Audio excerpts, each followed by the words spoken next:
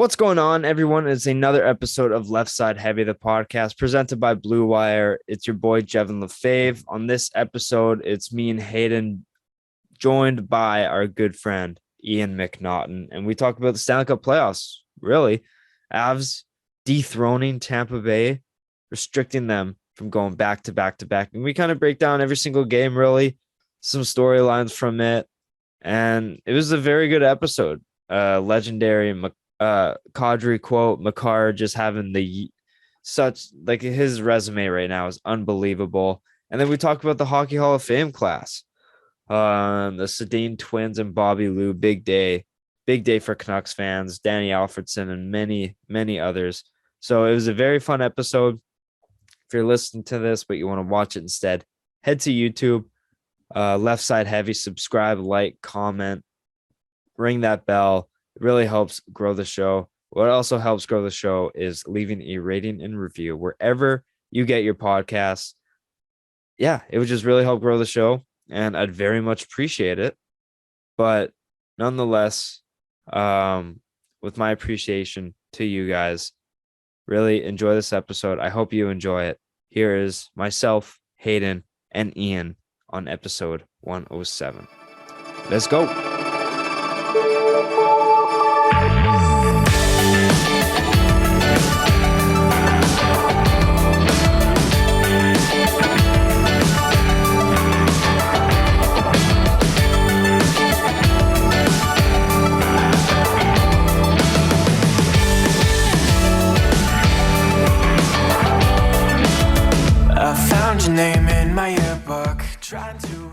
We got episode 107 of Left Side Heavy, the podcast, presented by Blue Wire.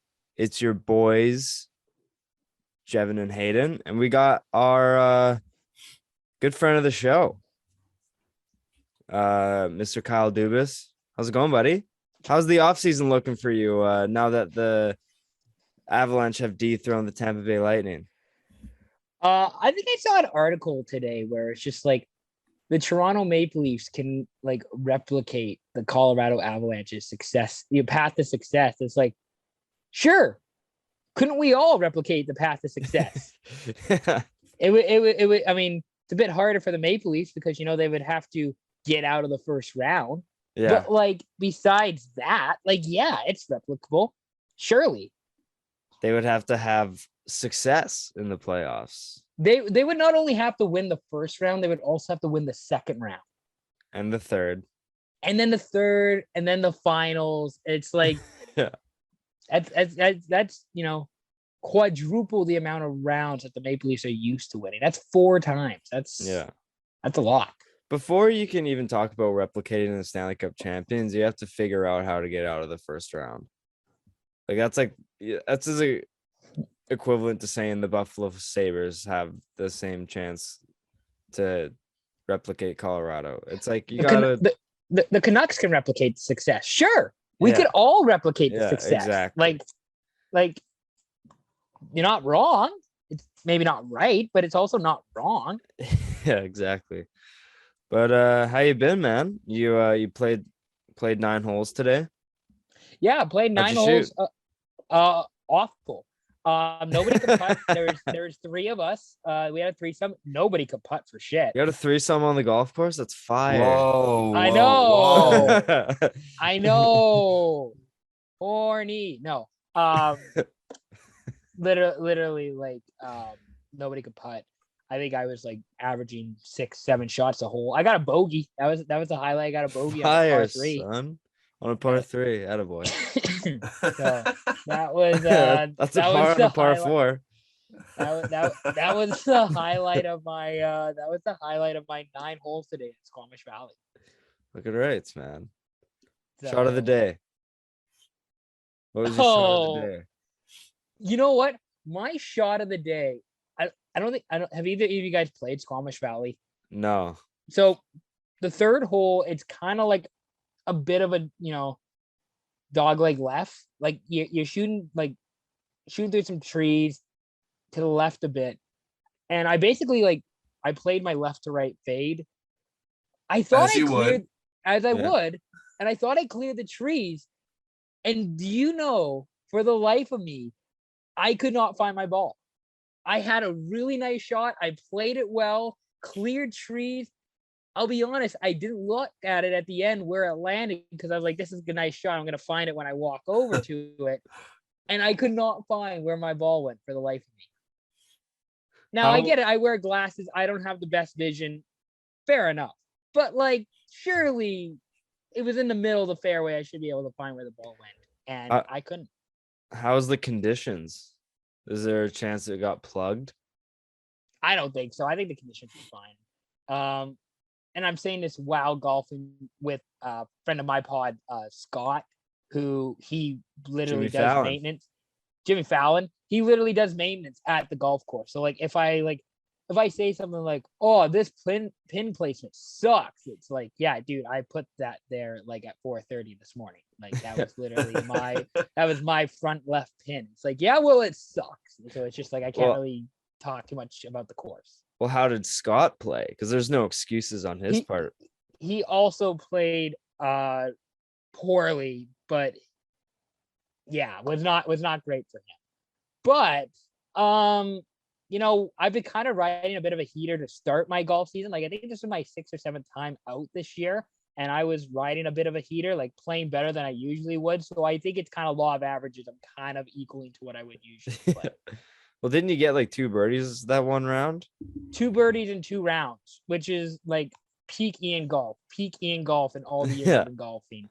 So now I'm like, I got a bogey today, which is like the best hole, 4th hole, 3rd hole, whatever. I got a bogey. So like, yeah. I'm pretty sure I from over here in Poco, I heard you drop something on the 9th hole, and that was your crown, King.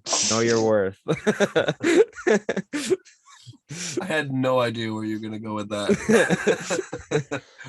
I thought you were honestly gonna make like an earthquake or like a fat joke. Oh no, because I'm a little overweight, but it's just like that's a little rude if like coming from Poco. It's like Jesus, okay. Well, I appreciate that.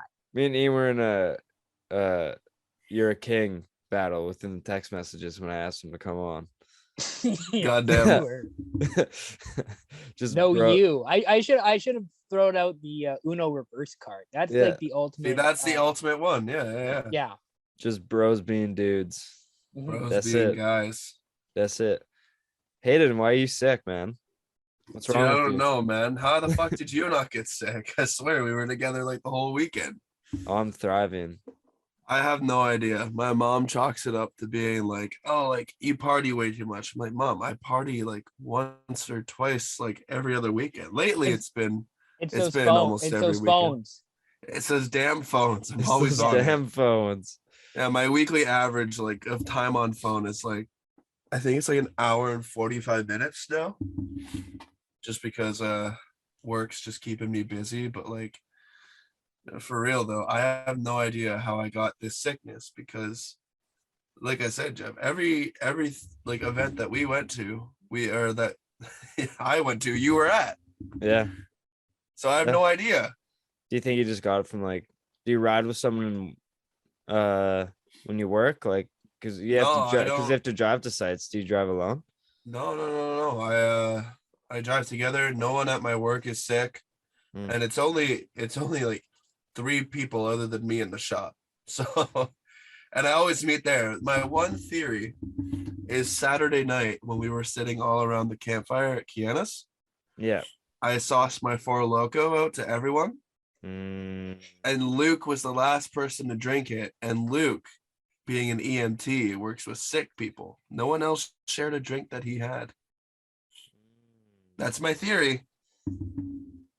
That's my that might be my favorite story that I've heard in a while. It's like when I was sitting at the campfire and I was sharing my Four Loko with everybody. Pass the Four Loko, bro. Hell yeah. Ladies and gentlemen, we got him. And guess what? I have another Four Loko for this weekend. Who's ready to get fucking lit? I mean, not me, and you ain't coming if you still got this going on, buddy. Oh man, I gotta just fucking pop a bunch of pills and just be ready for Saturday. I can't wait to share a Four Loko with a sick Hayden. That sounds sick. Oh, it's pretty fucking disgusting, actually. It's That's how literally sick sick. it is. It's Yeah. literally sick. That's Yeah. I am literally sick. yeah. I am just, yeah, I know, Did exactly. you take all the COVID tests and stuff, or are you just staying in for? Are you staying home from work, or are you just kind of No, toughing it out? I can't afford to stay home from work. Yeah. So I can barely afford to pay attention. So I have to go in there with a mask and just Yeah, service it through. that's fair. Yeah, I'm struggling too. I can barely afford a breath of fresh air at this point. So Yeah, no, exactly. Ian, what's your reference for barely being able to pay for something? you Or can how barely broke are you?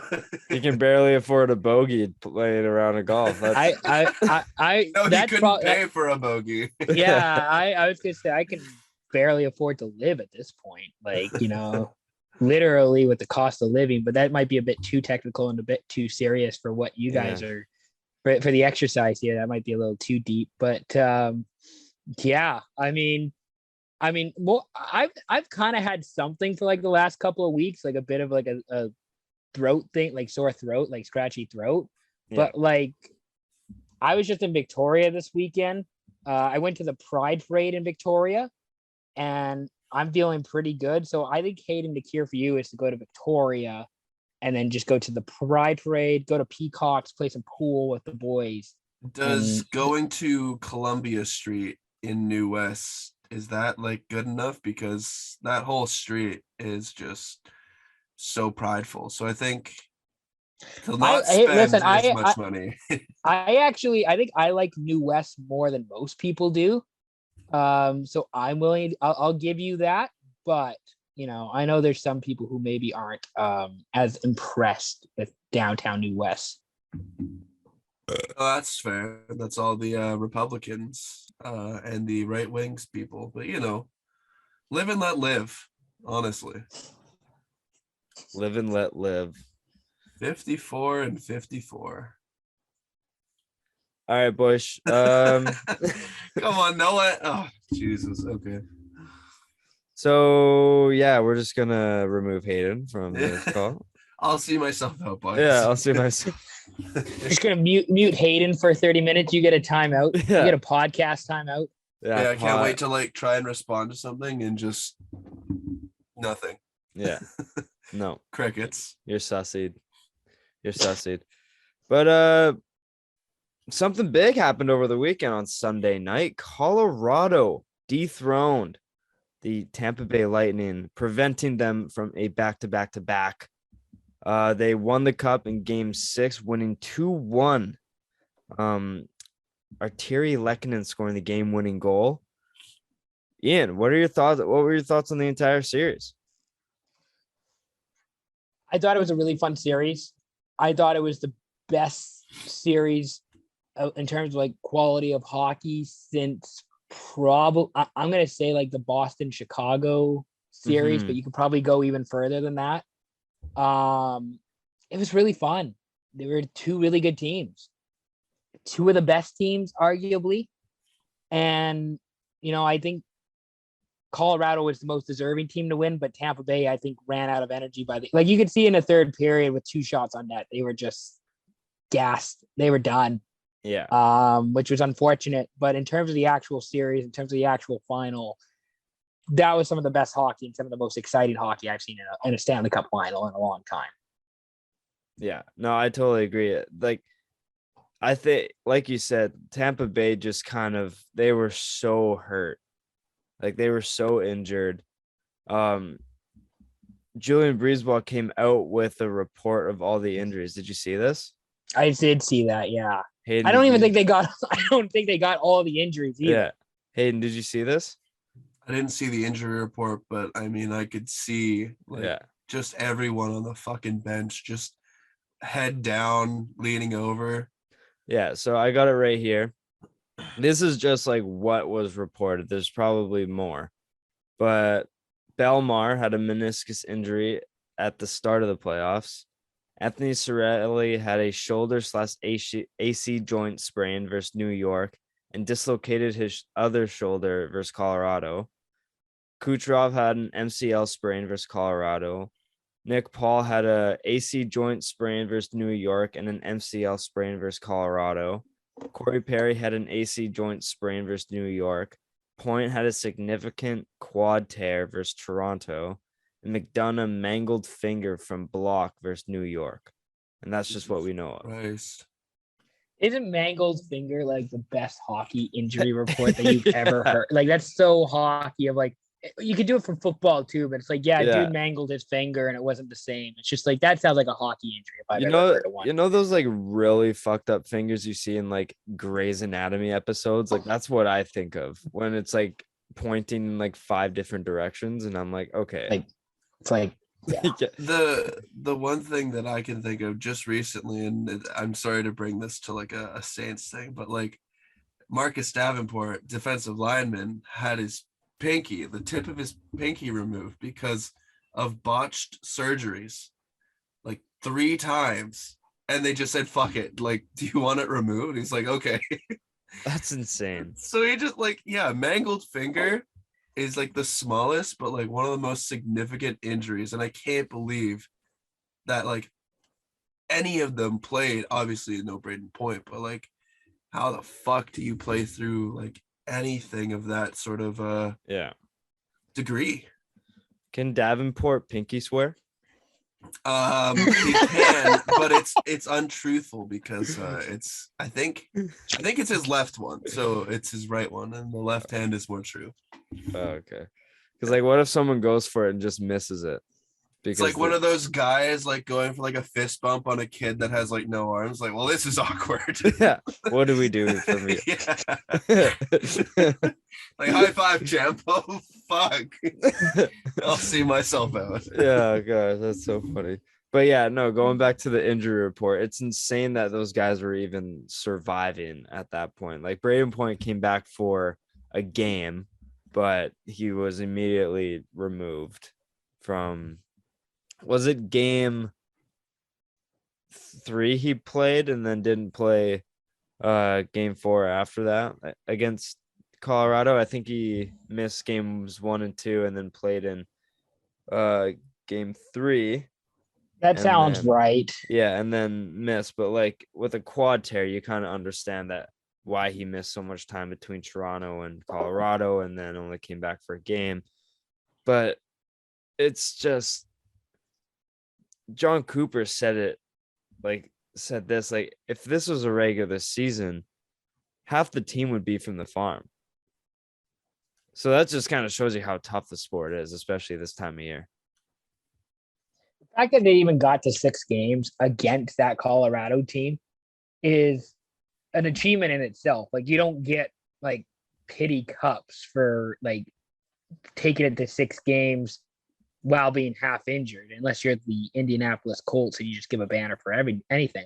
Yeah. But like, I just think that is remarkable in itself. The fact that that team did that with all the injuries and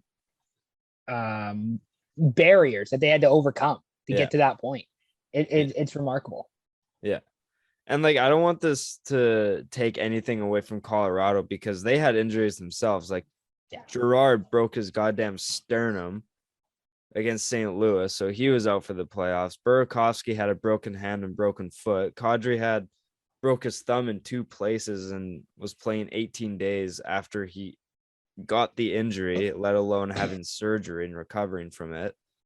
Nichushkin, I'm pretty sure, sprained every single muscle or bone or whatever you want to call it on the top of his foot. So like, it wasn't just Tampa that was going through the struggles. Like Darcy Kemper was basically playing with one eye because he got stabbed in the eye against Nashville. So these 2 teams were letting everything out on the ice. Hayden, like, as someone who's kind of just getting into hockey, do you kind of look at this as like one of the more tougher sports that like you can even imagine playing? Definitely, especially the longevity of each season too. Yeah, like I try to put myself in that position. I just think like, how are these people fucking dogging it? Like, it's one of the biggest games of their lives, but then it's like they get paid for playing in the season. They don't get paid for playoffs. Like, Yeah. unless they win something, You get it's like bonuses and pointless. stuff, but Yeah. And they're not anything compared to what your contract is. Like, how can, like, I don't know if it's the same in the NHL, but like in the NFL, when you win the Super Bowl, doesn't matter if you're making $20 million a year, you still get paid the same as someone who fucking on a rookie plays like, contract. yeah, and you get and plays like half the fucking time. So especially hockey, being that every series goes to game 7, which I think this is the only thing I kind of agree with baseball, but like they should shorten the playoffs to like try and maintain its product, because you put anyone through like 20 games. 20 games is all it took Colorado to get to, but it's like you have to play 20 games to win like your championship. In It's the a quarter. NFL, They played 1.25 seasons. yeah. Yeah. Yeah, like it's insane. So and to think like, yeah, the NFL, it's tough, but it's only 4 games. Yeah. So I think the NHL should definitely shorten their product to keep the longevity of its players and protect them, because you're just going to see a bunch of people risking their lives for an organization that probably isn't paying them what they deserve to be paid. Yeah. Ian, what are your thoughts on that? I've actually been I don't know about proponent, but I have always liked the idea of just doing like a home and away with every team, like have like 60 regular season games. I don't think we need 80 games. Then especially like when you get to like, the start of the season's cool. Christmas time, it's cool. But then when you get to like January and February, like when the All-Star game comes around, it's like, oh, this is a slog. And nobody's watching New Jersey and Florida on a Wednesday night. Yeah. Like in the middle of February. So like I'm not opposed to it. I don't know that it'll ever happen. I don't think they will, think just with revenue and stuff. Yeah, there's too much money for them to do that. But if they found a way to like cut the regular season, but made them do more like playoff games, if that makes sense, where it's like more high stakes games, because the regular season for the NHL is kind of worthless. Yeah. Mm-hmm. I totally agree. Ian. Like it's not as meaningful as compared to football. Nope. So that's where I'm like, yeah, if you want to cut some of the regular season, I'm not opposed to that. That's one of my biggest issues with the NHL and the NBA and baseball. Like, never mind the fact about playing 80 games in the NHL, playing 160 games a season in baseball, 2 games a day. Like that's just insane. Baseball's insane. It is, because how can you lose like 5 games in a row, right, and not have it kind of mean like anything, right? You know what I mean? Like you could go on a cold streak, but then you could go on a hot streak and it'd be like nothing happened. Whereas like you can have like a really awful week and then you have a really good week, and then it's like, well, still got a lot of ball to play. Yeah, exactly. Like there's no, the only meaningful games are against your division opponents, your conference opponents, whatever it is, and the final like 10, 15 games or 3. Yeah, I would say almost the final 20 games of the season. Yeah, I would say like in the NHL or like NBA, like you said, division rivals, and then maybe anything after the All-Star break is usually when you kind of know what direction you want to head, whether or not you're going to miss the playoffs or try to contend for a spot. So I think that's when that's like when the good hockey starts, whether regardless of who your team's playing. But I've heard Brian Burke say many times to like cut it down to like 76 or like 72 games and then get rid of the back-to-backs. Yeah. So like, because he just thinks that it could be a lot on the players. But do you think shortening the season would you may as well just like put a seal on the record book? Because I feel like all the even like any sort of chance that someone breaking a record is like almost impossible if you cut the season short 10 games. Like, do you think they kind of play that into effect? With like maybe not shortening the season? Definitely. People will be, I think more or less fans will be upset about that. You know, like you hear so many players talk about like, I don't care what record it is. Like, yeah, it's cool that I broke it. You know, like look at the one that happened last year. Brady broke the record for what was it, most passing yards at New England. They didn't stop the fucking game. They didn't do anything. He doesn't care about the records. Yeah.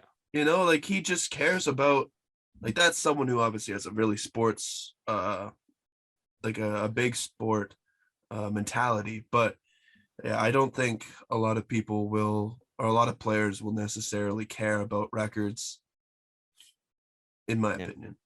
That's fair. Yeah, I don't think. I was gonna say I don't think the records really matter all that much, so long as the players are making enough. They're gonna still spend time with their families. You know, the record the record books might mean something to like 1% of players, but for the rest, for the 99% of the other players, it's like as long as they're get a decent paycheck, decent lifestyle, that matters more. Yeah, because most players aren't really playing for a record; they're just trying to play to their best ability, and if it happens, it happens. Yeah. So I can kind of understand that, but also like some people, if they even have a chance, they're like, oh, but it's kind of like the TJ Watt sack record. People are like, well, sacks per game, it's more impressive, but he wouldn't have broken the sack record or tied the sack record if there wasn't that one extra game. Like things kind of come into play and things are a little fabricated. Like, oh, McDavid, obviously no one's going to break the single season point record because that was like Gretzky with like over 200, but kind of like the goal record maybe in the season, for example, like, oh, Ovi or Matthews hit 68. He was, or what, like, so. Well, even just thinking of like there's 10 more games in the season, he would have done it or something like that. I don't know. Well, I was gonna say, think of like Ovi going for the like all-time goal record right exactly now. And like he's already missed so many games because of lockouts, two lockouts and 2 COVID shortened seasons. Yeah, and he's still within reach. Yeah. So no, he probably wouldn't like the idea of shortening the season. No. Yeah, probably not. I think he's maybe the 1% who does care about records because he's definitely chasing that Gretzky record because that's like a big one too, right? So huge. Yeah, but let's kind of break down some of the games because I want to talk about, there's some big things that happen in games 4 and 6. Game 4, Hayden, we kind of stopped. Our last episode came out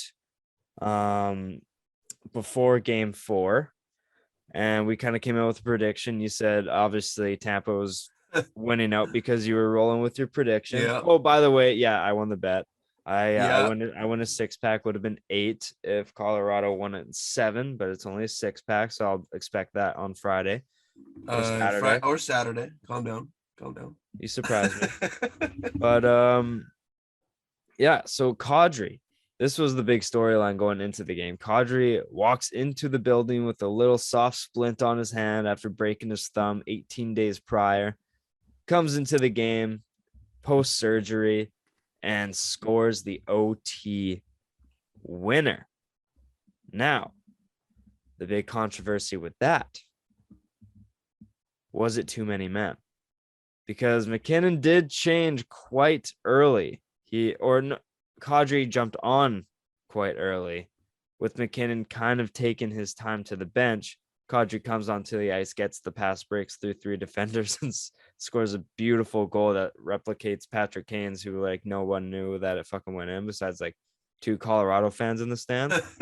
But what were your guys' thoughts on the whole dilemma surrounding that Nathan McKinnon line change and the too many men? What could have been? I'll go to Ian first. I was gonna say, as a supporter for women in sports, there's always too many men.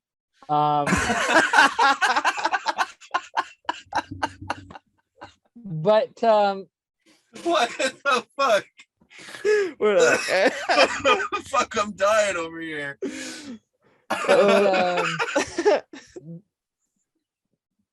no, listen, like I just think like who cares? Like oh man, that stuff happens Love all it. the time, and the fact that it's a Stanley Cup final game, now we're love it. gonna be really upset about it. Now everybody's angry, and it's like I'm pretty sure Tampa Bay had like 7 guys. Wasn't like somebody show like Tampa had 7 Yeah. guys on? Like, cool, great. You both failed. You guys Yeah. both sucked at that. All right, so like whatever. Yeah.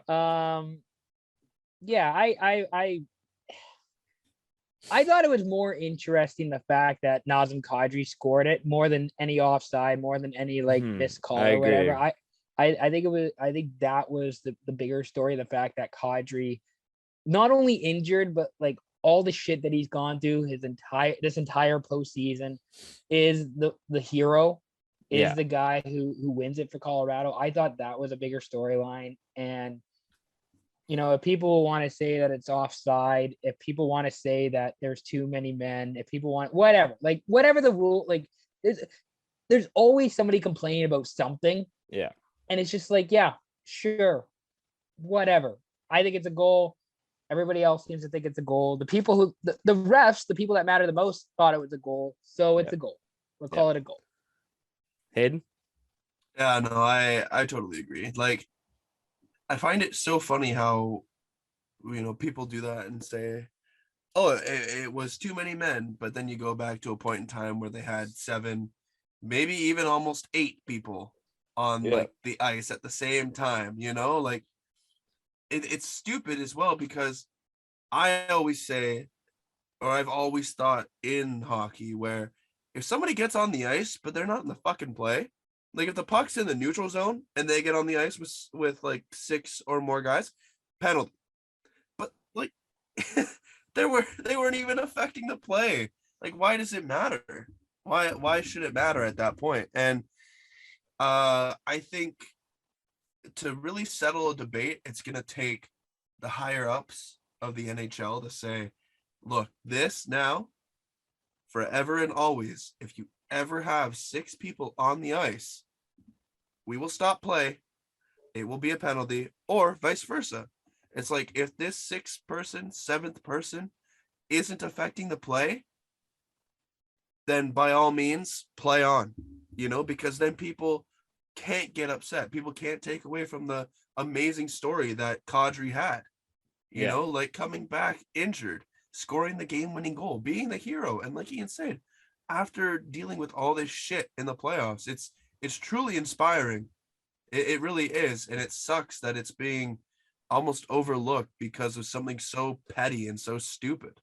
No, I totally agree with you 100%. The story shouldn't be taken away from Kadri coming back 18 days after breaking his thumb in 2 places, having surgery, rehabbing, barely being able to shoot a puck, and then he scores to put his team up 3-1 against the back-to-back Stanley Cup champions. Like a subjective penalty call shouldn't be overlooking that, right? No. And John, and my opinion being, I am with you guys, because it wasn't necessarily because you saw the pictures of the 7 guys for Tampa, and in the same photo it's the 6 guys for Colorado, and it's like Nathan McKinnon at the bench and the 2 guys of Tampa at the bench.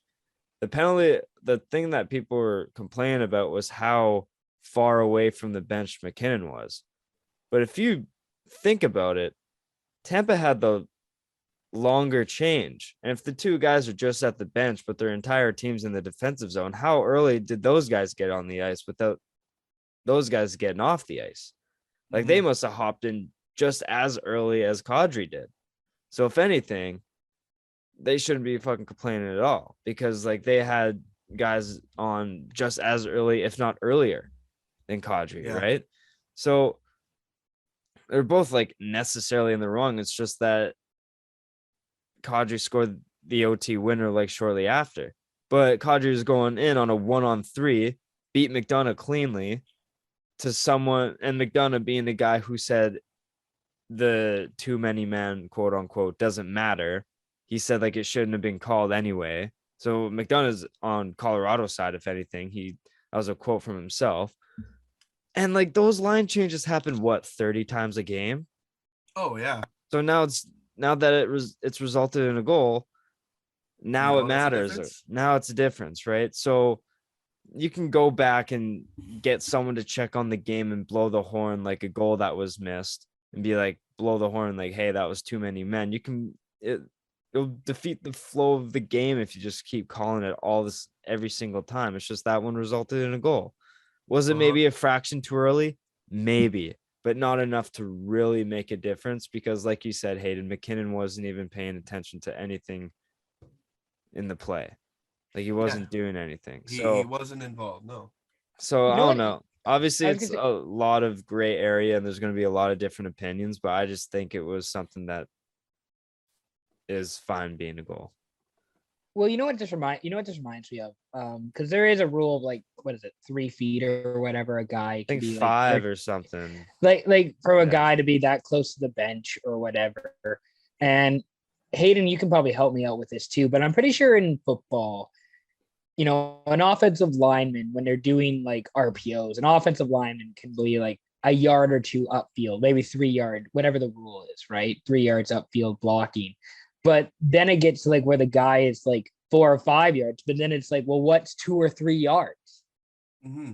Like it kind of just gets to like the subjective thing. And you're not going to call it every time, because if you do call it every time, like you say, Jevin, it just slows everything down. And like 3 yards or 3 feet or 5 feet, whatever, is different on one play compared to the other. Like, I know this sounds kind of stupid, but like, this is what happens when you have human elements involved, right? Like this is what happens when you have real humans calling these things, and it happens. Shit happens. Football, there's a penalty on every single play. Every single play, a penalty is happening. And if you call it every single time, you're not going to be able to. No team is going to be able to gain any sort of momentum. And it's like, and with football, they only call like, linemen up the field if it's like 10 yards, if it's like really egregious. And like in hockey, it's the same thing. Like if it's obvious that 2 guys came on when 1 guy went off, they're gonna call it. It just wasn't egregious. It wasn't that obvious in that situation for them to call it. Not that they were calling anything at that point of the game anyways, but still, it wasn't that egregious that they felt the need to call anything. So yeah, no, that's also the thing too. It's like, unless it's so blatantly obvious and it's such a huge part of the play, then you have to call it, because it's like it could totally affect one outcome. But then it's like, if you start allowing that, then you're gonna get, let's say in football, an offensive tackle on the left side going up 10 yards on the opposite side of the play, but it's like, oh well, he wasn't affecting the play, so it's not a penalty. Well, then it's like, well, where's the fucking integrity? Where's the integrity of the sport? Like, it's something he's not allowed to do, and I hate it because you have to call penalties.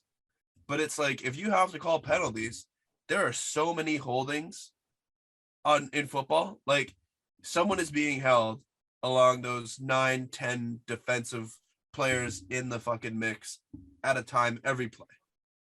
One of those 10 people are being held. And kind of like the same thing with hockey.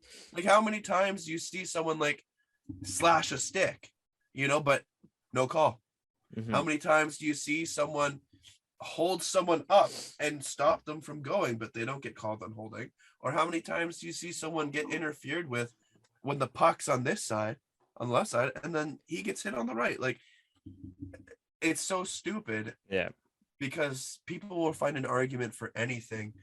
And truthfully, everyone should just learn to accept the fact that if there is some penalties that aren't going to be called, it's only going to be the ones that truly affect a play. Oh, the famous comment in every single NHL post is team versus refs.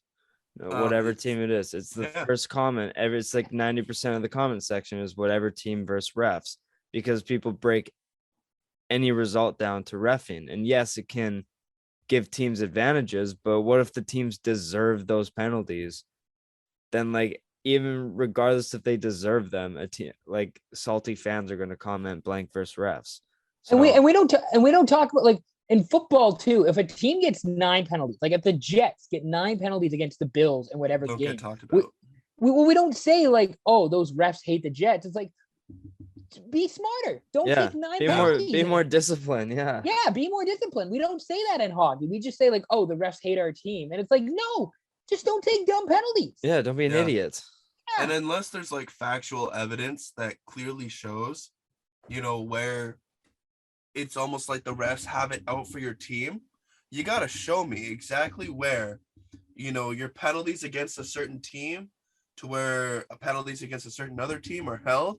And you got to do all that evidence, because until you do all that evidence, you're just complaining to people who do not give a shit about what you have to say, unless it's a fan of that same team you're going for. Yeah. And there's only a few calls. Sorry, Joe. There's only a few calls in any sort of sports history that I will ever say either the refs missed that call or the refs gave the wrong call. Yeah. It's like if you're the Seahawks in the Super Bowl against the Steelers, like, there. Other than that, there aren't any other times in history. No, when none. The refs are None. Yeah. Huh?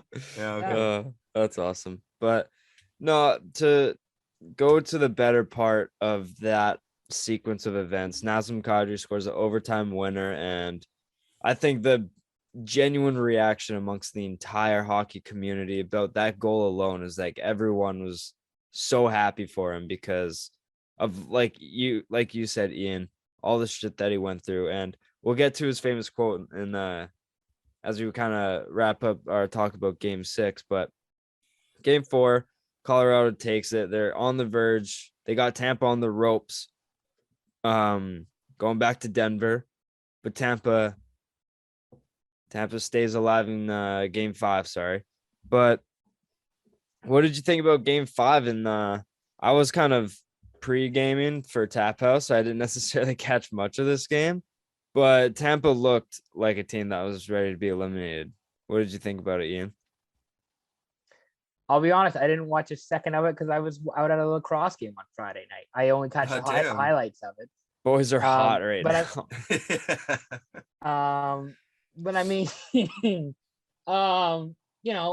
watching highlights of it, boy, did Darcy Kemper look like that was not one of his better games. This entire playoffs, and like he did have some good moments, some good games, some good strings of events, but he did not play like a goalie looking for the best contract possible this offseason like he actually is. I was gonna say it's not a great argument, and I'm sure somebody's gonna sign Darcy Kemper. He's a starting goalie. It's not a great argument when the best case for you is I was a goalie on a Stanley Cup team. You don't have any stats. You don't have any statistical evidence as to why you should be getting this. It's just like, yeah, I was the goalie on a Stanley Cup winning. I was the starting goalie on a Stanley Cup winning team. That's maybe not the best argument for why somebody should pay you big dollars. And the thing is with Kemper, it's so weird because he let in so many soft goals, but like when he was on Arizona, it was hard to score on him. Yeah. So it's just weird seeing him now like on one of the best cup winning teams in NHL history. And he was their weakest link by a mile. Like you couldn't really trust him. Any sort of shot going in on him, kind of people tensed up a bit because they were scared to go down 1-0. Like since none of us barely watched any bit of game 5, we'll go to game 6. Like that first goal that Stamkos scored a couple minutes in, like he was flopping around like a fish out of water, and like Stamkos just put it 5-hole. Like, dude, like you can't let Tampa gain any sort of momentum while they're on elimination because they're gonna find a way, especially at home. At home, you got to be more dialed in, and obviously he was for the remainder of the game because he stopped like the next 25 shots, but.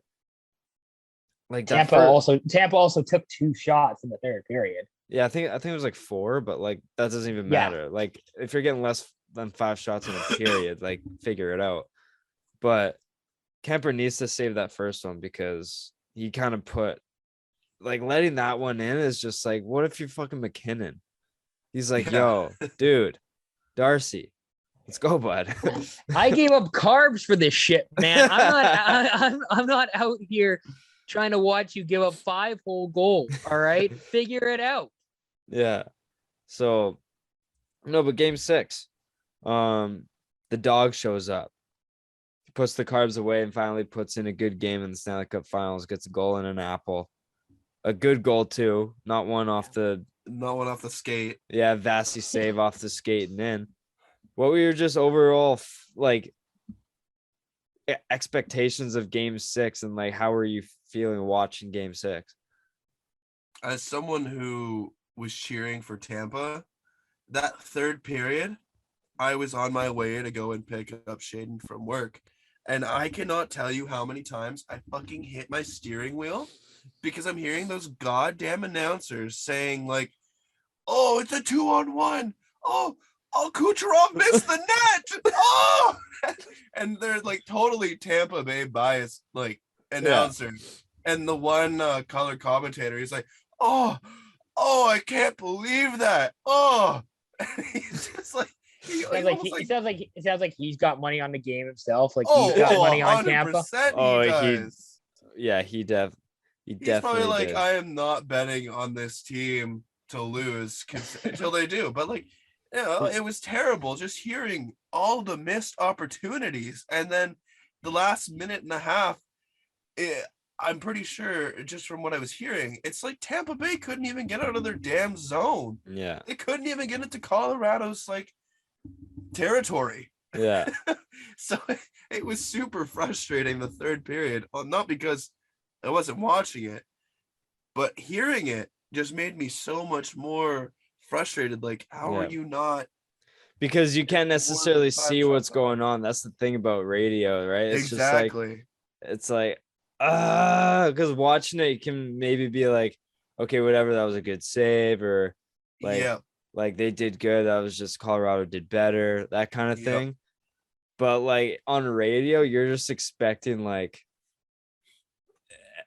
anything but like high disappointment, high energy calls, like going your team's way, but seeing nothing in between. You're just anticipating your team's playing like shit. You're waiting for him to go. Yeah. Oh, he gets in. He shoots, he scores. But like he gets in, and he misses the fucking net because he's a loser. No, it was super, super upsetting. Obviously for me, who had picked Tampa, but then you just got to chalk it up to being Colorado played locked down. Yeah. In the third, that was like Golden State in the third quarter playing against Boston. Yeah. You know, it wasn't like necessarily you're scoring so much, but you're locking them down to under 15. You're locking them down to like a shot every 5 minutes. Yeah. Which is crazy. One shot every 5 minutes? Yeah, it's crazy town for sure. Absolutely. Yeah. Ian? What were your thoughts about game 6? I was rooting for Tampa Bay, and it kind of felt like going into the third period, like it was desperation time. Like it's now or never for Tampa Bay. And it kind of felt like watching that, it kind of felt like it. You kind of got that vibe throughout the period, and you really felt that vibe with like 3.5, 4 minutes to go, where it's like, fuck, we haven't done anything this period. We got to do something now. And it just never came to fruition. Like they just never had any good opportunities, nothing of serious consequence on Colorado. Yeah. And as a result, they lost. And like we talked about at the top, like they kind of looked exhausted. They kind of looked like they were out of gas. Like they didn't look like they had anything. Yeah, but they were gassed, hurt, like everything under the sun besides healthy, right? And I think an underrated piece that was like the most hurt out of everyone besides Braden Point tearing his quad, because that's pretty significant, Anthony Cirelli. Like he's one of their best two-way forward. He's probably their best two-way forward on the team who can provide energy on both ends of the ice. He's playing with a sprained AC joint and a dislocated shoulder. And like, Yeah. what else can you do to the guy who's supposed to stop Nathan McKinnon? Like, it's so tough. And so like when we're saying like Tampa Bay wasn't getting any chances, it's like they could only do as so good as like being healthy, right? And Tampa, yes, they had chances, but for every chance they were getting, Colorado was locking them down and also getting 2 chances on their own. Like they were just, it was just pure domination in third period. Like they were just, for every chance Tampa was getting, Colorado was getting 2. Yeah, imagine trying to go up against Cale Makar and Bowen Byram in the final period. And Just trying to score it. Taves. Just Like, trying to get a shot on net. And then yeah. it's like, also, your AC joint is sprained and you have a dislocated shoulder. Have fun. Yeah, Good luck. And every single person's knee is fucked up. Your knee, your leg, whatever. Like have fun. Enjoy this. And, make sure you not only get a shot, but you also have to get a goal. It's just like it's that classic thing of like me complaining about athletes while I'm sitting on my couch at home watching the game. Like, it's just like those guys have more heart and more energy and more like just will and love for the game than I would ever, with those kind of injuries and issues. But hey, when the Great Wall is your only healthy player, being Tampa Bay and Vasilevsky, you always have a chance, because that guy, I was really thinking, I'm like, could this guy win the Conn Smythe? Like, even if they lose, because Tampa was so hurt and they went to 6 games losing 2-1. Like, Vasilevsky is it's obviously the coldest take ever that Vasilevsky is the best goalie in the world and will be for the next like 5 years at least.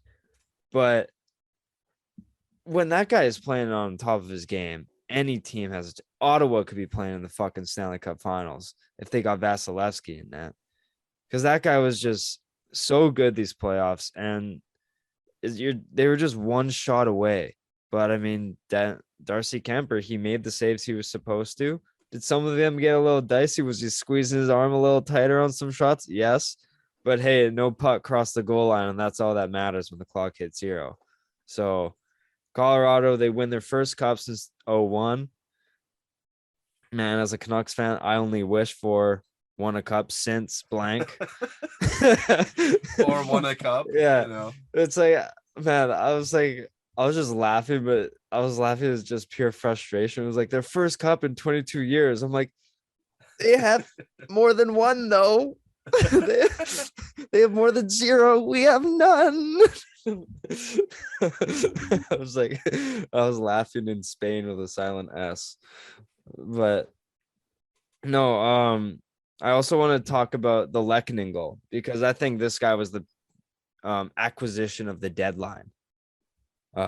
With like everything encompassing, even Josh Manson, he was as good as he is, but Lehkonen, he's like a lower tier Anthony Cirelli, great 2-way forward who can play up and down the lineup and really good on the PK.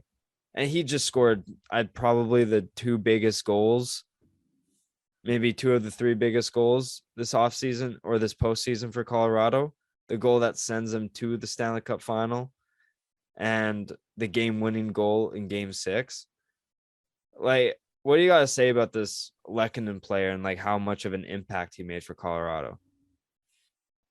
I remember kind of sorry, Ian, No, you go ahead. It's quick. I remember, us kind of going over it, Jeff, like going over the acquisitions of the trade deadline and who, came from where to what team. I feel like we didn't give enough flowers to certain players, and here's one of them. Yeah. Here's one of them that means so much, meant so much to Colorado in this playoff run, and didn't get talked about near enough as he probably should have. Yeah, 100%. Ian, now you can go. I was gonna say, I didn't realize that like Arturi Lehkonen was like the most clutch player in the league. I didn't know about. Yeah. Yeah. Honestly, it's his second straight year that he sent his team to the Stanley Cup final, which is insane. Yeah. You know, we joke about ice in our veins. That dude, literally, like he has, proved it. He's got ice in his veins. He just knows like when to score a clutch goal. And I think I could probably search this up, but I'm pretty sure like he's an RFA with like arbitration rights this offseason for Colorado. So like Colorado still will probably retain him and re-sign him. Which And is it's just crazy. which is just like of course Colorado, like this is the thing with the Avalanche. It's like, of course they would do that. Of course they would trade for Lehkonen. It's like, not only will he be with us this year, but he's also an RFA. So we're going to have his rights for a few years. Like, no wonder. That makes total sense. Like, Yeah. that's why Colorado is as smart and as good as they are. Well, like Lehkonen, this is how like much of an impact player he is, because obviously, yes, he wasn't getting talked about as much. Montreal really wanted to keep him, but realized that they weren't going to go anywhere keeping him. And Colorado, like Joe Sakic, the absolute hog on this guy. He was trying so hard for like months and months and months ahead of the trade deadline, hounding Montreal. I want Lehkonen off your team. Give me Lehkonen. And he gave up like a first round pick, another mid round pick, and a prospect for what was like a top 6 forward even on Montreal. And everyone was like, wow, that's like a price to pay. But like as soon as that happened, I'm like, this is the exact player that Colorado needs. They don't need any more skill on their team. As skilled as this guy is, because he obviously put away 2 of the biggest goals this offseason, or this postseason. Sorry, I keep saying offseason. But he is a top 6 forward who can play anywhere you need him. And he can play on the PK. And he's really good 5-on-5. Like that is the exact player a championship team needs. Right. And Nathan MacKinnon even said after the Edmonton series, I believe it was after the Edmonton series, Nathan MacKinnon was like, I would have given 10 first-round picks for him. Like that, Nathan MacKinnon, top 5 player in the world, is saying this about Arturi Lehkonen. Like Now this is why MacKinnon isn't a GM yet. Like we're yeah, he's still a player, but I haven't given him that title yet. But like, he just made such a huge impact on such a like one of the best teams like we've ever seen. So it's just like crazy how much of an impact this guy made. But on that same play, Josh Manson got his stick tangled up with Belmar. I don't know if you guys saw that in the Colorado zone. Kind of looked like Belmar chicken wing did a little bit, pinched it against him, and then kind of fell over. Did you guys think that was anything? Did Manson get away with the penalty there? Yes, he did actually, and that no was, bias because he had a 6-pack on them. No bias at all. It's like that specific play made it a 3-on-1, it was a 3-on-1, right? 3-on, because it 2-on-1 odd man rush anyway. Well, wasn't it pass 3-on-1? right? Yeah, 3-on-1. Yeah, pass from the wing to the center to the wing is how it went. Yeah, and it was a goal. 2-on-1 with a late trailer. So like it was There you go. It turned into a 3-on-1, yeah. But. So like, but it all started with a hook. It started with a hook, and you can see it clear as day. Obviously in the replay, but like, excuse me, I feel like that one was a pretty big miss. Yeah, pretty big miss, because who knows? Who was the player that got hooked, Jeff? Belmar. Who knows if Belmar actually could have, maybe made a difference in that goal. Yeah.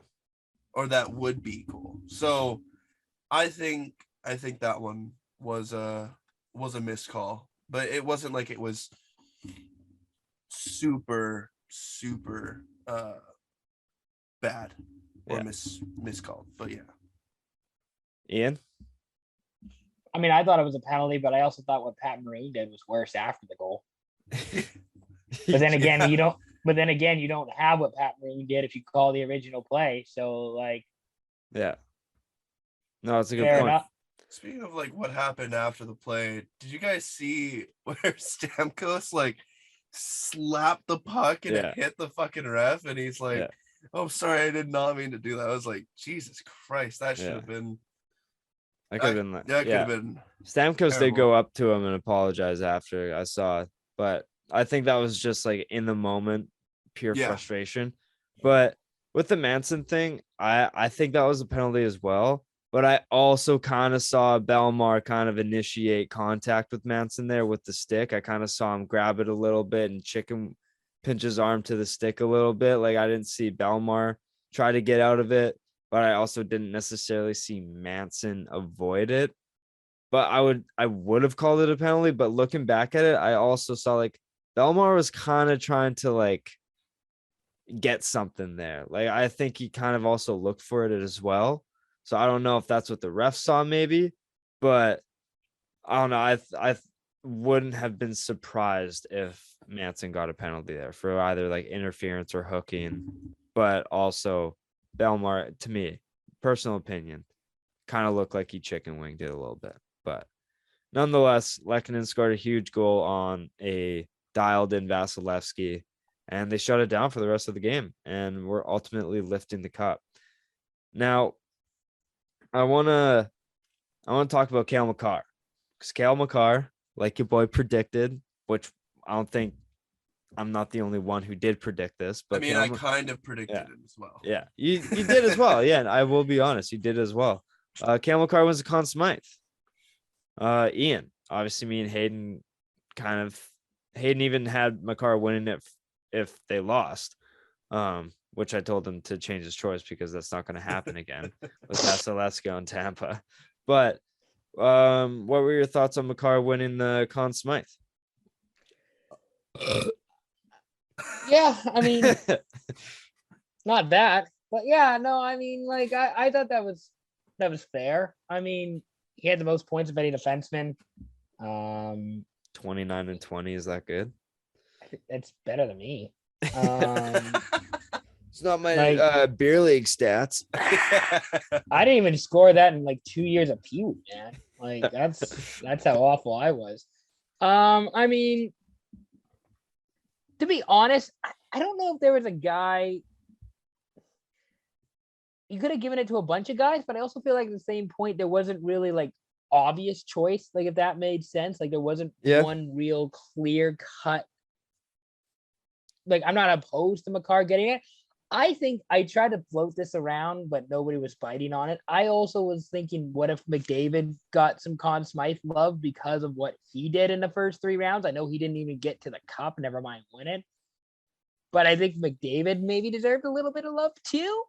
I don't know how much reaction. I don't know how much reaction that's gonna. But I never really thought about a person not even making it to the final winning the Conn Smythe. I never thought about that. This is for the playoffs. This is for the playoffs. This isn't just because point. This isn't just for the finals. This is for the whole playoffs. And McDavid literally willed that team. I mean, McDavid and I guess Evander Kane. You could also make Draisaitl. A hobbled Draisaitl. A hobbled Draisaitl. Listen, do I think Makar deserved it? Sure. Was there anybody else I would have given it to? Probably not. Maybe Bassey if Tampa won.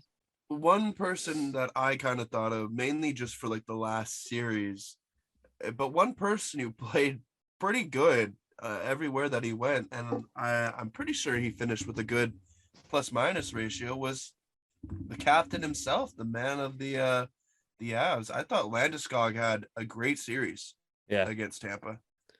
Like if it wasn't Makar, Landeskog.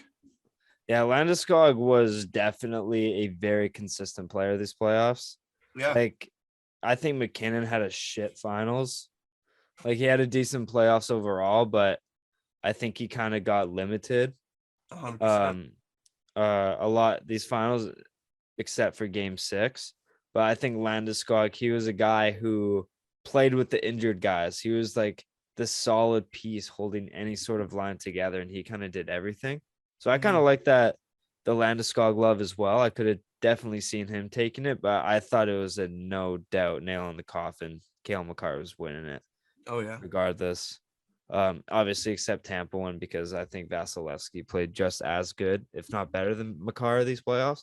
So Cale Makar, since 2019. Have you guys seen this? He's 23 years old. He's won the Hobey Baker in 2019, which is College Player of the Year. 2020, he won the Calder Rookie of the Year. 2021, he was a Norris nominee and first team All-Star. And then 2022, first team All-Star, Norris winner, Stanley Cup champion, and Conn Smythe winner. Yeah, this guy has potential to be like And he's 23 years the old. next Bobby Orr or some shit like this. This kid's insane. It's crazy to think that he's the same age of us, or same age as us, you know. And it's like, maybe I don't see the difference, but I mean, Jeff, like, you're a pretty good hockey player. But like, no, the Cale Makar is like is absolutely insane. The way he skates, it. When I heard Ryan Whitney talk about it on Part of My Take, but it's like he skates like McDavid, but he plays defense, and Yeah. it's like it's pretty spot on. Yeah. Like, I think he has developed himself into the second, maybe even the best player in the league. Like, I don't think that's necessarily a hot take with what he can do at both ends of the ice. Like, putting up 86 points and having a plus minus of plus 48. Like, I know plus minus is a pretty, like, you don't really take that into full account when judging a player. But like plus 48 isn't really a fluke. No, it surely means he's going he's going up against like top tier lines because Yeah. it's like he's a top tier player. Yeah. Ian, what do you think about the hardware this kid's taken home at just the age of 23? I mean, that's pretty good. Like trophy wise, like I don't think it gets a whole lot better than that. I mean, outside of winning a Hart Trophy, which I'm sure he's probably going to do at some. Well, I I'm think sure he he'll will. I think he'll win a Hart at some point. I don't know if it's with Colorado necessarily, depending on what the future of that franchise looks like. But point is, the dude is, who the dude reminds me of, to take this to another football conversation. He reminds me of Patrick Mahomes, of just like this young, talented, head and shoulders above any other defenseman in the league. Yeah. Better, like you say, Jevin, probably top 2 or 3, and maybe not even 2 or 3 player in this league. I mean, McDavid is on his own tier, but like, it's just, it's incredible the fact that at that age he can have pretty much like an easy transition as you're going to get for a 20-year-old essentially. Yeah. Like, he just stepped in and immediately performed for the Avalanche. It was no big deal, and the kid's a rock star. The kid is arguably one of the most marketable people in the NHL right now, one of the biggest stars, and everything looks easy for him. Yeah. Everything looks easy for him. Like, I don't know if he's been challenged yet. No, it's insane. Like, the day after he won the Hobey Baker, he came into the Colorado Avalanche, signed his ELC, and scored in his first playoff game. First game, like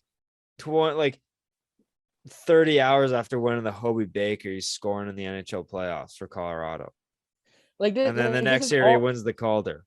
Like, this is just a Disney. This is just a Disney movie. Yeah. This is just a Disney movie. It's what this is. It's just like people are writing this stuff up as they go, and that's just how talented he is. Yeah, it's a sick joke. He's like, I think he's the first defenseman to win the Norris, Stanley Cup, and Conn Smythe in the first year. In 1 year. That's like almost the what do they call it? The Grand Slam for like golf, like being the best player at your position, winning the coup de la grace, and then also just kind of packing it up and taking home like the best playoff player. Yeah, he's insane. I want to double check that stat. He's either the first player to win the Hobey, Calder, Norris, Conn Smythe, and Stanley Cup, or the first defenseman to win the Norris Cup and Conn Smythe. He might be the third defenseman to do that. Yeah, surely you could probably. Yeah, it's one of the two. But I think the other two are like Bobby Orr and Nick Lidstrom, but I can't necessarily confirm that. But did you guys hear the Cadre quote? His post-game interview? Oh yeah, I did. Do you guys think I was a liability in the playoffs? You can kiss my ass. Was that a shot to your boy? your doppelganger, Mr. I don't Edom? know. I don't know if it's necessarily a shot to him. I think that's more for people online or whatever. More the Yeah. social media hate. But I mean, there's two things with this. One, I can't wait till I ever, I can't wait till I get into a position that I can say something like that. Yeah. Because that's pretty badass. But two, he also has kind of been a bit of a liability in the Yeah. playoffs. I mean, 'cause, he's gotten suspended 3 years in a row prior to this one. So yeah. So he's not that quote is not entirely true, I think, but I guess it's also subjective. Listen, it's Nazem Kadri's world, and we're just living in it, man. Yeah. He's on top of the world. He had the best postseason of his career, Yeah. and he got to win the Stanley Cup, and now he's going to get paid this offseason. Yeah. And he Mostly, won. He won a very important game 4 with a broken thumb. So I think that trumps everything. Sorry, I interrupted you there. No, honestly, it's so funny when we both try and speak, and it's like, who's gonna back down? Yeah. But I was gonna say, yeah, mostly because this is the most successful playoffs because he actually played. So yeah, kind of like what Jeff said. Yeah. He didn't get suspended. He just got injured, which is Yeah, exactly. At least he got to come back for the playoffs. So. Yeah, exactly. Well, he had fucking karma police on Twitter. Oh, of course. When he got hurt. That's karma. Ah! Shut up. What a joke. Shut up. They're gonna be the ones kissing his ass. I hope he gets that lined up. When he goes back to London in the off season, I hope he have an ass kissing ceremony or something where he's at a rec center. And he's all right. He finds the people online you all have to be at the London rec center at 1:15. Yeah, and kiss my ass. It's gonna be like the kissing booth, but it's just his. It's just his ass. Yeah, it's just his ass. Yeah. 25 cents in the jar. No signatures here. You can kiss my fucking ass. Yeah. Also, first Muslim to win the Stanley Cup, so shouts out to him. Motivating the youngins to tell them that they can win a cup as well. So that's really cool. But you got any more stuff on the Stanley Cup final? I just want to next year. I just want to say shout out Bowen Byram. I know he is 21 and he's younger than my brother, but I love the Bowen Byram story about how he was with the Vancouver Giants. Things were kind of up and down with him for a long time, and he got one overtime goal away from getting to the Mem Cup with Vancouver, and Colorado picked him. They're basically just you could be the next Cale Makar. And it's okay, cool. And he played over 25 minutes in game 6 for the Avalanche. Bowen, I know we love to talk about Cale Makar and how sick he is. Bowen Byram, that dude is a guy that every team would want to have on their D-core. He's a coach's dream. He's physical and can operate very well on both ends of the ice. So, and it's just it's really cool to see him win the cup too, because I'm pretty sure he was really close to retirement because he was having concussion problems and he couldn't leave his room. He couldn't do anything because he was having such bad concussions. And he said in a quote, he's I don't want to keep playing if I'm going to keep feeling like this. So he was really close to just hanging him up, and being at such a young age, going through that so early on. Obviously going through it at any age sucks, but as a 21-year-old just getting into living your dream and being close, having the words come out of your mouth saying I don't want to play if I'm going to keep feeling like this. That's that must have been so hard to say. And now he's just a Stanley Cup champion playing a vital role on the team, right? It's not like he was just a guy playing every third game, a black ace type of thing. He was a top 4 defenseman playing, like you said, 20 minutes a night. He was an important piece, right? So is it, like you said, just a really cool story on Bowen Byram's part. And he's on the tinted visor gang. So that's a subtle flex to everyone out there. I mean, it's probably for his concussion, so he probably doesn't want it, but It's not because of his actual skill level. It's just like, yeah, I kind of need a tinted visor for health purposes. Because like it's literally too bright or else my head hurts kind of thing. But anything else, boys? Because the Hockey Hall of Fame class of 2022 came out yesterday. And Daniel Sedin, Henrik Sedin, Strombone 1, Bobby Lou, Roberto Luongo, Daniel Alfredsson, female Finnish star Rika Salonen. Forgive my pronunciation if that's wrong. And Herb Carnegie as a builder for the league. He unfortunately passed away about 9 or 10 years ago. But what are your guys' thoughts on the Hall of Fame class? Big day, big year for Canucks fans. Ian? Red Wings legend Daniel Alfredsson. No, I was kind of hoping that they would induct Henrik Zetterberg. I thought he was deserving. Yep. But I mean, you know, they'll induct Zetterberg and Datsuk together when when the time comes. That's how that works. Yeah, no, if you're a Canucks fan, you're thrilled because like those 3 guys deserve to be in the Hall of Fame, and they all more or less deserve to be first ballot Hall of Famers. So I got no issue with it. Yeah, no, I'm really happy with it. I was kind of surprised that they were first ballot. I'm not gonna lie, just because maybe not so much like the Sedin twins, because it's basically a package deal. They do everything together, right? So if you're gonna put one in a year, you have to put both, right? Kind of thing. But Roberto Luongo, are you surprised since he has no cups and not even like a Vezina? Like, are you surprised he's first ballot despite him being top 10 save percentage career wise and top 5 wins? Are you surprised he's first ballot with no Vezina and no Stanley Cup? Because I kind of was, to be honest. I was kind of surprised he was first ballot. Like I wouldn't have been surprised if he got in, but first ballot, I was like, oh, okay, I'm happy, but a little bit, okay. But also like people like Luongo. Yeah. So I think this is as much of it is about him, like, and his career achievements as it is like, yeah, he's just a really nice guy. People like Roberto Luongo. Yeah. And like he's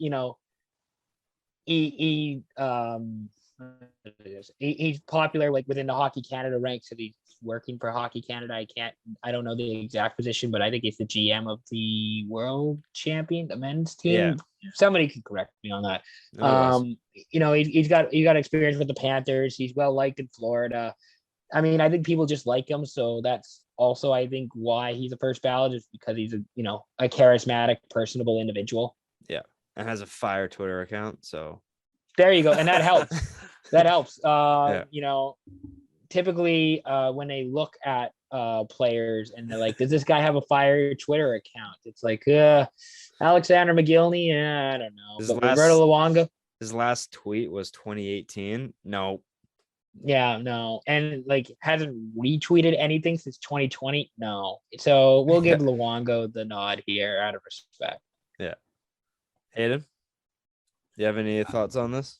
Yeah, I didn't know that it was first ballot. I just heard that they all got inducted into the Hall of Fame, and I thought that was pretty cool. Obviously, big day for Vancouver fans everywhere, and now people are going to be sharing stories again about, Henrik and Daniel, and obviously Louis. Yeah. And one of the stories today, actually, I heard at work. It was on like the radio. It was on CFox 99.3, and it was like a bunch of the CFox people went out for dinner, and like kind of with some Canuck players, and it was kind of when Luongo signed like that $60 million contract. Yeah. And obviously everyone kind of thinking like, oh, okay, Luongo just got paid. He has money. He's gonna pay. He kind of just did like an Irish goodbye and like left. And didn't pay for anything. Like it was in Vegas too, and it's just like okay. What? Could you imagine getting stuck with the bill to a millionaire? Like, fuck. All right, sounds good. Guess I'll go die then. Yeah, you know, like, seriously. yeah, Look at it's the just look at the bill. It's like $1,500. It's like fuck. and who knows how much money they're making a month. It's like, well, here goes half my month's I payments. I You know, I love to see like the rookie who's just like, yeah, no, he's gonna come back, right? Like, or the young guy, he's just like, yeah, surely he's coming back. He's like in the washer or something. It's like, no, dude, he dipped. Yeah. He is not coming back. All right, Well, we're paying this. that was like that clip with was it Cedric Wilson with the two Garrett Wilson. Garrett Wilson. Is Cedric Wilson the Dallas Cowboys receiver? I think Yeah. so. Yeah. Okay, he Garrett is. Wilson, he's with the Jets, right? the New York Jets rookie. Yeah. And he was talking about, yeah, I'm looking forward to the rookie dinner. It's gonna be dope.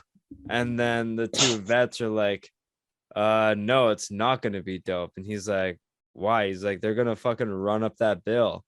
He's like, what? He's like, yeah, you're gonna have to pay for it. He's like, no.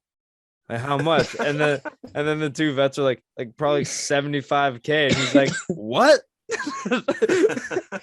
It's like Ryan Clark and such. You're just like, this dude thought he didn't have to pay the rookie dinner. Yeah. All Yeah. laughing. Yeah, it's one of the best clips of all time because he was like excited for the rookie dinner, but he didn't know he had to pay for it. Dude, like, here Like, you at go, least it's all the like, how do you not rookies. know? Yeah. How do you not know after being alive for 20 some odd years that Yeah. you've never heard of the rookie dinner? Like, come on. No, it was a funny video, but nonetheless, I'm excited for this Hall of Fame class, seeing the Sedin twins and Roberto Luongo and Danny Alfredson, especially everyone in this class. It was a really cool thing to see him get in. Ian or boys, general quick thoughts before we wrap up. Paul Maurice gets hired by Florida Panthers. I don't know if we talked about it. What are your thoughts on that? Do you think it was a good hire? Do you think they maybe should have kept Brunette or should have maybe gone a different direction? Real ambitious. Paul Maurice. Talk about too many men in sports. Why didn't you just go with the guy that got you the President's Trophy? Yeah, I don't really understand that either. Although I can't remember who said it, but somebody was just like, yeah, no, Paul Maurice realized it wasn't coaching that was bothering him. It was the Winnipeg Jets that was bothering him. I like that. That's relatable. I think it actually was though. Like, no, I think it's actually legitimately why he left Winnipeg. yeah. Well, Paul Maurice said it was like they aren't really like listening to what I'm saying anymore. Like, that's basically, he said they just needed a new voice in the room, so he just parted ways because he just felt it was better for the team that he left. That's so. Yeah, coaching wasn't the problem. It was just his position with Winnipeg was the problem. Yeah, and so then it's like, I don't know why, if you're Florida, like, what's Paul Maurice going to do differently that Andrew Brunette would? Yeah. Is it because that Paul Maurice is a recognizable name that you can, look to as like, hey, this is a pretty safe hire because he's got a lot of, he's got a track record in the NHL compared to the unknown, which that's kind of how I feel GMs think, where they're just like, yeah, I'd rather take a risk with a guy I know than the guy I don't. Yeah. Because that way I can save face, in case I get fired. If Florida doesn't get swept, is Brunette still the coach? I think it's almost like if they beat Tampa, then he's obviously still the coach. Yeah. Yeah. If they take it to game 7, probably still the coach. If they take it to at least game 5 or 6, that's kind of where you start to get iffy. Well, in my opinion. Yeah. I think getting swept was a big reason why they didn't go back to him. Oh, yeah. Because, I mean, I even said, like, I still think Florida's postseason was more disappointing than Toronto's, even though Florida went to the second round, because of who Florida was going into the postseason, President's Trophy champions, being the quote unquote best team in the league by point standards. You can't get swept by any team, regardless of who they are and their status. So I think getting swept was probably played a big factor in, like, this coach isn't experienced enough and our windows now. they also didn't play. If I correct me if I'm wrong, they didn't play that great against Washington. Like it wasn't a Oh no, dominant. they squeezed by Washington. They Yeah, lost they a only couple won in games. game 6, They gave right? up a few 6 spots against Washington. Yeah. So I mean, I would have been more of along the lines of like you keep Brunette, but you hire some really good assistants. Like you hire like Mhm. if Rick Bonus was an assistant for Florida with Brunette as a head coach, I think that makes sense. If Bonus wanted to be an assistant coach, and Yeah. it's like somebody like that where it's like you have a veteran assistant who can help out, who can help right the ship per se, instead of just dropping Brunette entirely. Because now you've essentially dropped him, but he's not going to want to return Yeah. to the team after being nominated for a Jack Adams Yeah. and then not getting a full-time job. Because I think Florida's given him permission to explore options, I'm pretty sure. So Which I mean you can't go back to Florida after that. No. No, I wouldn't want to either. As a Detroit fan, would you like seeing Brunette behind the bench? Young coach for a young up and coming team. That could be the start of a dynasty, Ian. Kind of like your Sean McVay take. Kind of. I hadn't thought of it like that. I don't think that's who I would go with, but because I think Andrew Burnett, it just worked in Florida. Like I don't know what in Florida he had that's transferable to Detroit. Well, how long was he in Florida? I think he was the assistant. Wasn't he the assistant under Quenneville and then took over? Yeah. Okay, so he kind of has the experience of being the right-hand man. So what that puts in my eyes is give him a young team where, everyone can kind of rally behind him and maybe look up towards him like Detroit. And then it's like, we will run through a wall for this man. We will do anything and hit on a couple good draft picks. And, Detroit's looking at, playoffs in 3 years or less, maybe. Yeah, I agree. I think Burnett could be a good fit in Detroit, but I understand maybe it going because I still think he deserves another shot, but I don't know if I would want to go back to Florida if I was him. No, he's probably going to get another assistant job somewhere, and then in like 3 years, he'll get another head coaching opportunity, probably in Ottawa. Yeah, Canucks should bring him in as an assistant because they're looking at fucking Mikey Yo as a assistant coach, and like I don't know why we're giving him any more chances, but you know where Brunette could go is Chicago. That makes sense. Yeah, new head coach Luke Richardson. Yeah, could be a move. Yeah, 100%. But boys, we'll wrap it up there. That's episode. What? BC Lions. Well, not even that, but yeah, okay. Let's give a little hype, little love to BC. Obviously, we know that BC's fucking killing it right now. Ian, I hope you remember every word I said about the Lions and who to rally behind, because fuck, man, I wanted to go out to both games. I almost had plans to go out to both games. And this team, man, you rally behind this team. Like, Grey Cup potential just because of how good their offense is.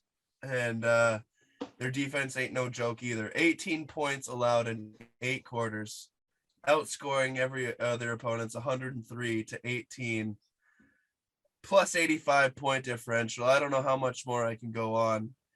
I know neither of you really kind of like look towards it, but another little segment, since there's going to be no episode on Friday to kind of say this, I want to give a huge birthday wish to the man himself, the creator of Left Side Heavy, Jevin LaFave. Happy early birthday, but in time comes. Happy birthday. Thank you, my brother. Thank you, boys. I appreciate it. Is that what you said? To? Yeah, that's what I was saying. To. It was to both of them, actually. So yeah. You called half of it. All right. I appreciate it. Thank you. Jordan year. Like we've gone over. Yeah. Jordan year. So I'm trying to like maybe get a cigar and then like replicate the Jordan photo, like hugging the trophy of the cigar. I was gonna say what's your 6-pack or something, or a bottle of fucking like a 2-6 of Morgan or something. Yeah, exactly. Yeah. some pink wit. Yeah, that could be a move too. Gotta make it happen. But Ian, one quick thing. What about your thoughts on the brawl? Mariners versus Angels. Good. Not the Fuck 'em. seeds. The Angels are now on the. So in case you don't know, I'm a big Mariners fan. Now that the hockey season's over, basically I just tweet about the Mariners and rugby because I have nothing else going on in my life. And so the Mariners had a whole thing with the Angels. They brawled. Jesse Winker got 7 games, deservedly so. He double birded the crowd in Anaheim. That's probably fair. That was legendary though. JP Crawford got suspended for 5 games for throwing punches at Anthony Rendon, who is on the injured list all season. So like he's actually not eligible to play. So like JP Crawford throwing 5 games for throwing punches. Yeah, that's probably fair. Julio Rodriguez got 2 games for I don't know what they said for his actions, and he's like, I didn't do anything. I literally didn't throw a punch. I was trying to help guys. So I mean, the Mariners are like the most entertaining team below 500. So if you want to join the bandwagon with me, it's probably not as rewarding as the BC Lions bandwagon is with Hayden. But if you want to watch my team, because here's the thing. The other funny thing is that in the game that we brawled, the Mariners lost on Sunday 2-1. And then we came back home on Monday and then lost 9-2 to Baltimore. And Baltimore stinks. Baltimore is bad. So that's your regular schedule. Mariners programming is losing 9-2 to Baltimore at home, coming home after a suspension or after a brawl with some suspensions. But it's kind of like being a Canucks fan with less success. Gotcha. That's what Mariners baseball is like. Should we treat it like sports radio, like TSN Overdrive, and just have a segment for Ian McNaughton every week to talk about the status of the Mariners? He's not even gonna be the guest on like an episode, but it's just like we got Ian. Yeah, we got Ian calling in, our Mariners insider, Mariners analysis. If I actually did a radio show, or if somebody had if somebody with a radio show would allow me for like 5 or 10 minutes a week to talk about the Mariners, I would just go off. Yeah. Like I would just that would be my therapy. Yeah, I was about to say therapy session. Because this is like the Mariners are like the most addictive, arguably toxic relationship I have. But God damn it, I just keep going back. Yeah. What's better help when you got a possible radio station with Ian McNaughton? Whatever, like Spotify radio, but it's just Ian McNaughton ranting for like 24 hours. Like I just have continuous rant for a 24-hour period. It's a hot mic on like day-to-day life. It's always on. You're like watching the game as you're on the radio, and it's like, and strike. Yeah. That reminds me of like the Family Guy episode where it's like what it's like to be like a Mets fan or whatever, and it's like, yeah, and they throw the first pitch and the season's over. and like literally that's a perfect replication of being a Mariners fan, except for the fact that even the Mets have made the playoffs since I can remember. I can remember the Mets. I can't remember the Mariners ever making the playoffs. The last time they did was 2001, and I can't remember anything in 2001. Yeah. So, well, good friend of the show, Alex Day from Overtime, he uploaded a video and he was interviewing a Mets fan, and he was like, "What's the best thing about being a Mets fan?" And the Mets fan was like, "It builds your character because you expect so much, but then you just get absolutely miserable as the season goes on, and like everything plummets." But yeah, so that's what I'd say is the best thing, is that it just it builds your character. And he's like, "And what's the worst thing?" He's like, "March through October." Yeah. So the whole season is the bad thing, and the best thing is the entire season as well. The last Mariners game I went to, I was telling the person that I went with, like as we're walking into the gate, like as we're literally walking into the stadium, they were playing Houston or whatever, and it's just like, I can't believe I paid real money to watch this goddamn team. Yeah. I am so gullible. This team has never won anything in my life, and like just last year was like the one time they've had a winning record since 2001. 20 years between like winning records. And it's like, as I'm walking in, as the security is scanning my ticket, it's just like, I can't believe I'm paying real money to watch this goddamn team. Such a gullible whatever. And it's just like, that's my life. That's who I am. Remember, Ian, you can go watch a Mariners game and then fill up your car's tank full of fuel and still be fine because you mostly spent money on gas. So you spend way more money getting to Seattle to watch the actual game than you do to act like between tickets and beers. Yeah. Well, Ian, where can the people find your amazing tweets about your beloved Seattle Mariners? I don't know if they're amazing. You can follow me on Twitter at Ian McNaughton. You can follow Speak Your Piece, which is where I should be doing more of my Manners content. I'm getting back into that swing now. You can follow Speak Your Piece at SYP Pod on Instagram. You can follow me on Instagram at Ian.McNaughton. If you don't want to listen, like, you could at least, follow me and then just mute me if you don't want to see Manners tweets. That's like the least you could do. That's like that's like the bare minimum. But if you actually want to see me rage about the Manners, you can follow me and take a look. It's great. Ian is a great follow. I get a good laugh out of some of his Mariners tweets. But Hayden, where can the people follow you? On Instagram and Twitter at Hayden_Barton. And Ian, I'm just waiting for your next like Bieber tweet to pop off. Like, that's just gonna take off. People are gonna like it, and it's gonna have nothing to do with most of what your page actually is. And then no one's gonna like anything, and it's like, well, this is just shit. Like, it's actually funny. Like, come on, people, like your stuff. Yeah, that was actually funny because like I posted on like a Wednesday, and like my friend with the Tri-City Americans who works, like, she liked it. It's like, good, Mary, she's cool.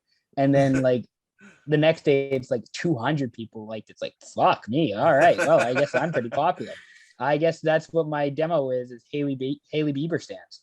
Yeah, that's amazing. But you can follow me on Instagram at Jevon.Lefave, on Twitter at JevonLefave. Find everything for the show on Instagram, Twitter, and TikTok at LeftSideHeavy_. Head to the YouTube Left Side Heavy if you want to watch the episodes instead of listen. I'm a couple episodes behind on uploading. I'm just getting the KBR up tonight that we recorded 2 weeks ago. And I honestly have no excuse besides pure laziness. So forgive me. Relatable. Yeah. So forgive me. I'm going to get episode 106 up ASAP Rocky, and then this one will be up within the week as well. So I'm not giving any deadline on when this video version is going to be up, but regardless, head to the YouTube to watch any of the episodes. It's all a great time. And anywhere you get your podcasts, Apple, Spotify, Google, etc. Leave a rating and review. It really helps grow the show. Ian, let's get a round of golf in soon. Me, you, Scotty Too Hottie, Jimmy Fallon, Scott Conkin, and Hayden. Let's get a round of golf. I was waiting for you to make a joke and say like Brandon or something. I'm like, oh, okay, cool. Yeah. I was gonna say, since it's Jevon's birthday, July 2nd, be sure to e-transfer Jevon. Anybody, just e-transfer Jevon. That's a birthday gift. It's just e-transfer him a whole bunch of money. Email and phone number will be in the comment section. Yeah, we'll put that in the link. We'll put that link in description where you can e-transfer Jevon some money. We've set up a GoFundMe for Jevon. Yeah, exactly. GoFundMe, except for no reason other than it's his birthday. Like, there's no actual purpose for this GoFundMe except to just raise money for his birthday. Yeah, exactly. I appreciate it, boys. I appreciate it. I need it more than anything right now. But that's episode 107, and we will see you next week with probably a little cool segments because sports might be down bad, but free agency is coming up. The NHL off season is coming up, and some good content is coming up as well. So thank you for listening. Thank you for watching. Maybe we'll see you guys next time. Peace.